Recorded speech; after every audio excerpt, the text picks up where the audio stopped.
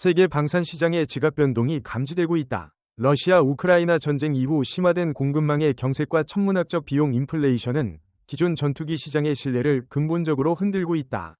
수십 년간 미국, 러시아, 중국 초강대국이 독점했던 5세대 전투기 영역에 대한민국이 고효율, 고가용성 플랫폼으로 도전장을 내밀며 새로운 안보 해법을 제시하고 있다. 특히 F-35 대체제로 평가되는 KF-21 위 잠재력은 단순한 기술력을 넘어 국제 무기 공급망 병목 현상과 천문학적 비용 인플레이션에 시달리는 중견국들에게 합리적인 5세대 항공 전력을 제공한다는 점에서 외신들은 한국의 군사 항공 역량이 전례 없는 속도로 게임 체인저로 부상하고 있다고 극찬하고 있다.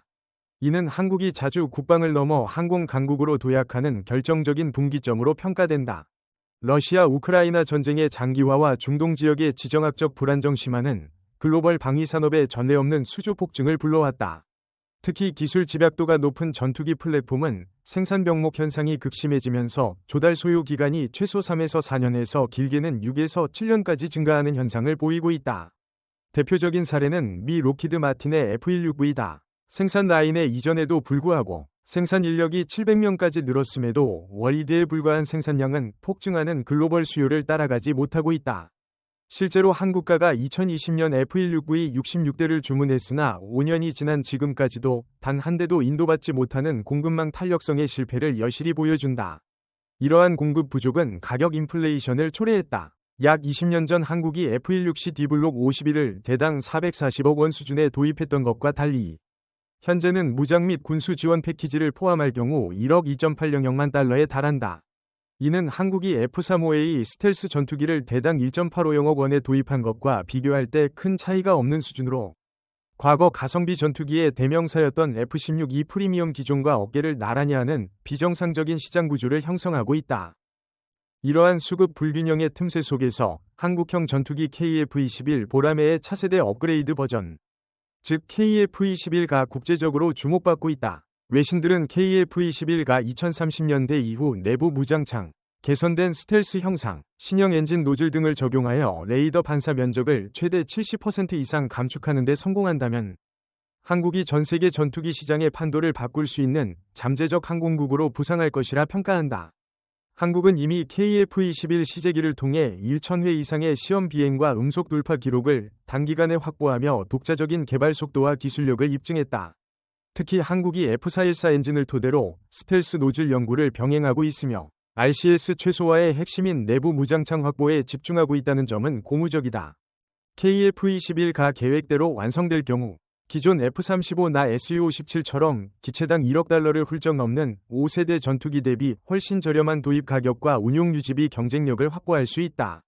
이는 중소국가들에게 5세대급 전력을 합리적인 가격에 구축할 수 있는 매력적인 대안을 제공하며 미국, 중국, 러시아가 주도해온 5세대 전투기 독점 구도의 균열을 일으키는 전략적 비대칭 요소로 작용할 것이다. 다만 이를 위해서는 고성능 AESA 레이더의 성능 향상과 항전, 전자전 시스템의 고도화가 필수적이며 군사 전문가들은 차기 개량형에서 현행 4세대 대비 최소 25% 이상 향상된 시스템이 적용될 것으로 전망하고 있다. 방산 수출의 핵심 국가로 떠오른 폴란드에서 F-16 업그레이드와 FA-50PL 도입 사업을 둘러싼 전략적 딜레마가 심화되고 있다. 폴란드는 현재 운용 중인 F-16C D-48대를 최신 F-16V 급으로 개량하는 사업을 미국 정부로부터 승인받았으나 초기 추정 비용이 73억 달러에 달하는 것으로 보도되었다. 이는 폴란드가 최신 스텔스기인 F-35A 32대를 총 46억 달러에 구매했던 것을 고려하면 지나치게 높은 비용이며 심지어 노후화된 기체의 개량 비용이 최신 5세대 기종의 도입 단가를 초과하는 비합리적인 투자라는 비판이 폴란드 군사 전문 매체 내에서 제기되고 있다. 개량을 통해 F-16의 AN, APG-83 AESA 레이더 장착 등 전반적인 전투력 향상이 기대되지만 문제는 시간과 비용, 그리고 기체의 잔여 수명이다. 현재 글로벌 공급망 병목 현상으로 인해 개량 사업은 수년 이상 지연될 가능성이 크며 이미 평균 4.500 시간가량의 누적 비행 시간을 기록한 F-16 기체들의 막대한 비용을 투자하는 것이 실질적인 운용 수명과 효율성 측면에서 큰 혜택을 가져오기 어렵다는 인식이 팽배하다. 이러한 배경 속에서 한국의 FA-50PL 사업이 현실적 대안으로 재평가되고 있다. 최근 폴란드 언론인들이 한국항공우주산업의 생산 라인을 취재한 결과 FA20PL 사업이 단순히 추진되는 것을 넘어 최고 수준의 성능으로 가속화되고 있음이 확인되었다.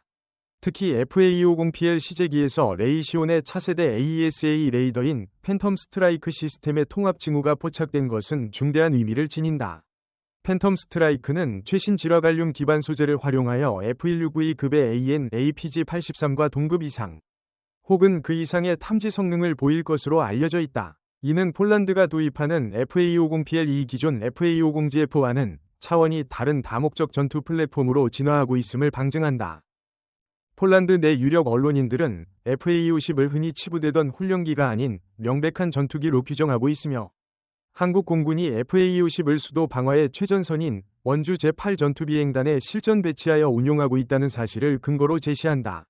또한 FA50이 4.5톤에 달하는 무장 탑재 능력과 함께 미국 측이 F-16V 판매 우위를 점하기 위해 고의로 AIM-120, AMRAAM 중거리 공대공 미사일 통합을 지연시키고 있다는 외교적 압력 문제를 공론화하며 FA-50이 잠재력을 옹호하는 전문가 집단의 목소리가 커지고 있다. 실제 현장 기술자들의 증언은 FA-50이 전술적 가치를 더욱 강화한다. 필리핀 공군의 실전 투입 데이터에 따르면 FA-52 공대지 명중률과 운용 신뢰도는 매우 높으며 낮은 운용 비용과 빠른 정비 속도에서 F-16 대비 2에서 3배 이상의 효율성을 보인다. FA-52 엔진은 내장된 진단 시스템으로 정비 절차를 간소화하여 F-16이 평균 4일이 걸리는 정비 작업을 FA-50은 그보다 훨씬 짧은 시간 내에 완료할 수 있다. FA50PL은 노후화된 F-16 개량 사업의 막대한 비용과 장기 지연이라는 딜레마에 빠진 폴란드에게 가장 합리적이고 실용적인 차세대 경전투기 옵션으로 재평가되고 있다. 대한민국 항공산업은 KF-21 전투기 개발을 통해 단순한 기술적 성취를 넘어 생산 공정의 혁신과 미래 전장의 핵심 요소인 스텔스 무인기 기술을 확보하며 질적 도약을 이루고 있다. 최근 유럽 바이어들이 KF-21 스마트 팩토리를 방문하여 목격한 것은 상상 이상의 정교함과 자동화 수준이었다. KAI의 생산시설은 로봇이 모든 작업을 일사불란하게 진행하고 AI 시스템을 통해 관리자 한 명이 전체 공정을 통제하는 혁신적인 방식으로 운영된다.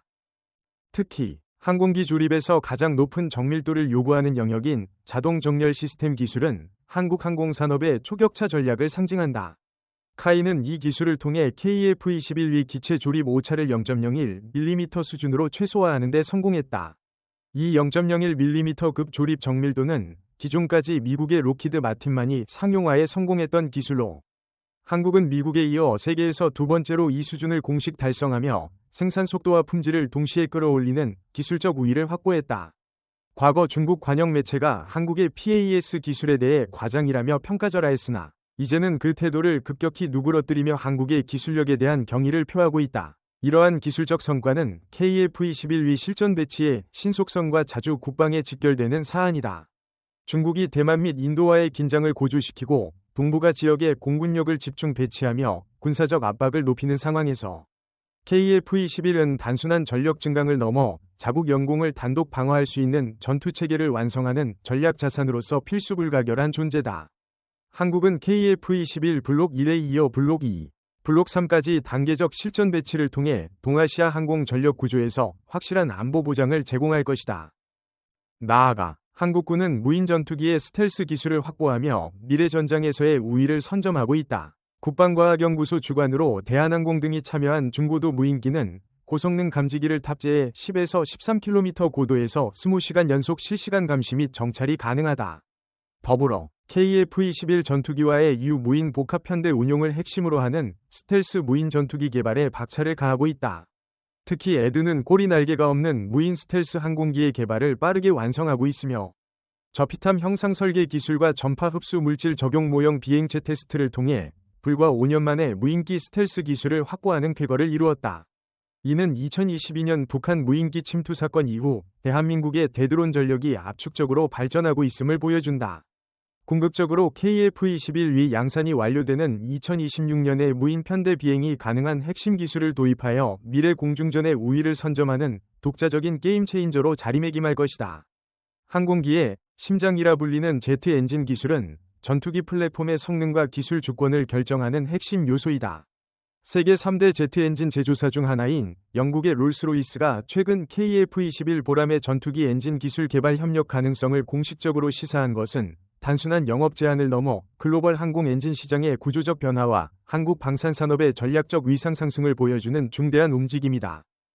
롤스로이스가 한국에 관심을 보이는 배경에는 리스크 쉐어링 파트너십이라는 국제 엔진 개발 모델이 자리 잡고 있다. 첨단 엔진 개발에는 수십억 달러의 막대한 비용과 긴 시간이 소요되므로 단일 기업이 이를 전적으로 감당하기는 현실적으로 불가능하다. RSP는 개발 비용과 리스크를 다국적 기업들이 공동으로 분담하고 성공 시 수익을 공유하는 구조로 보잉 787의 트렌트 엔진 등 민항기 분야에서 이미 국제 표준으로 확립된 방식이다. 롤스로이스가 한국과의 협력을 모색하는 이유는 명확하다. 첫째, KF-21 이후 한국이 개발할 차세대 스텔스 전투기 및 무인 전투체계 시장의 잠재력이 매우 크다고 판단했기 때문이다. 둘째, 전 세계적으로 엔진 개발 파트너가 제한적인 상황에서 아시아의 신흥 방산 국가인 한국과 손잡는 것이 기술 리스크를 분산하고 글로벌 시장 영향력을 확대하는 전략적 선택이기 때문이다. 실제로 일본이 지난 20여 년간 RSP를 통해 미쓰비시 중공업 등과 협력하며 기술과 매출을 성장시켜왔듯 롤스로이스는 한국을 아시아 시장의 새로운 RSP 파트너로 육성하려는 장기적인 비전을 갖고 있다.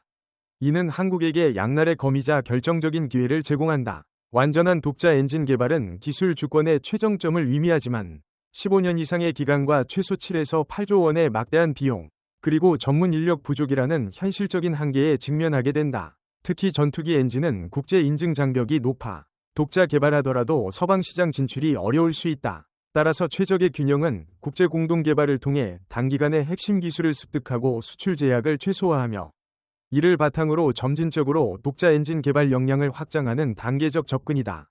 롤스로이스 등 글로벌 빅 엔진 제조사들의 관심 표명은 한국 방위 산업이 더 이상 수동적인 구매자가 아니라 글로벌 첨단 항공기 엔진 생태계에 능동적인 파트너로 진입할 수 있는 전환점이 되었음을 시사한다. 한국은 이 기회를 활용하여 기술 흡수와 국산화율 제고를 병행함으로써 향후 F414 엔진 등에 대한 기술 의존도를 줄이고 자체적인 항공 전력 수출 전략을 구사할 수 있는 기반을 마련해야 한다. 대한민국의 항공 엔진 독립 목표는 국가 전략적 과제이며 한화에어로스페이스와 두산에너빌리티를 중심으로 하는 국내 방위 산업계의 단계적 기술 내재와 로드맵을 통해 현실화되고 있다. 한화에어로스페이스는 현재 21.000 파운드급 추력의 전투기용 쌍발 엔진 국산화 개발에 착수하며 항공기 엔진 개발에서 가장 고난도 분야인 고온 부품 기술 확보에 집중하고 있다. 군용 전투기 엔진은 섭씨 1.600도 이상의 극한 환경을 수천 시간 견뎌야 하므로 정밀성과 품질 관리 능력이 절대적으로 요구된다. 한화는 이미 직경 1m에 달하는 고효율 압축 팬 블레이드를 독자 개발하는 데 성공했으며 국내 중소기업과의 협력을 통해 제트 엔진의 핵심인 단결정 특수 합금 소재 기술까지 확보했다. 특히 섭씨 1.68도 이상에서도 견딜 수 있는 니켈 초내열 합금의 3D 프린팅 소재 개발을 추진 중이며 이는 수입 고가 소재를 대체하고 가스터빈 블레이드 재생용 레이저 클래딩 기술 개발 성공 시 연간 수천억 원의 교체 및 정비 비용을 절감할 수 있는 결정적 경제적 효과를 창출할 것이다. 이와 함께 두산에너빌리티는 발전용 가스터빈 개발을 통해 확보한 핵심 기술을 항공기 엔진으로 전환하는 현실적인 단계별 접근을 시도하고 있다. 대형 전투기 엔진을 직접 개발하기에는 리스크가 크기 때문에 두산은 초소형 제트 엔진을 우선 개발 대상으로 설정했다. 이 소형 제트 엔진을 무인기에 먼저 적용하여 비행 데이터와 기술력을 확보하고 이를 기반으로 중 대형 항공기 엔진으로 발전시키겠다는 전략이다. 이러한 단계적 접근은 매우 합리적이다. 드론 기술의 급속한 발전으로 초소형 제트 엔진 기반의 고속 고기동 무인기는 이미 실전에서 사용되기 시작했으며 두산의 개발 성공은 국내 무인기 시장뿐 아니라 해외 드론 및 경공격기 수출의 원동력이 될 수 있다. 궁극적으로 무인기에서 검증된 엔진 기술은 장기적으로 KF-21 이후 한국형 차세대 전투기 독자 엔진 개발의 중요한 교두보가 될 것이다. 국내 항공 엔진 기술계는 이미 상당한 진전을 이루고 있다. 한 권위자는 대한민국이 1.600 K급 항공 엔진의 시운전에 성공했으며 1.80 K급 초고온 엔진 개발도 진행 중이라고 밝혔다. 이러한 고온 엔진 기술은 내열 부품의 성능 향상과 정교한 냉각 기술의 융합을 통해 달성되었다. 특히 3D 금속 프린팅 공법을 활용하여 터빈 블레이드 내부에 복잡하고 효율적인 냉각 채널을 구현하는 기술적 돌파구를 마련했다. 이러한 기술적 진보와 획기적으로 낮아진 양산 단가 발표는 해외 군사 및 방산 업계에 큰 파장을 일으키고 있다. 전투기 엔진 시장의 기술 독점 구도에 한국이 직접적인 도전을 감행하면서 기존 엔진 강국들은 기술 우위 상실에 대한 위기의식을 느끼고 있다. 한국의 엔진 독립 노선은 단순한 기술 경쟁을 넘어 향후 방산 수출 전략과 안보 외교의 흐름까지도 바꿔놓을 수 있는 전략적 분기점이 될 것이다.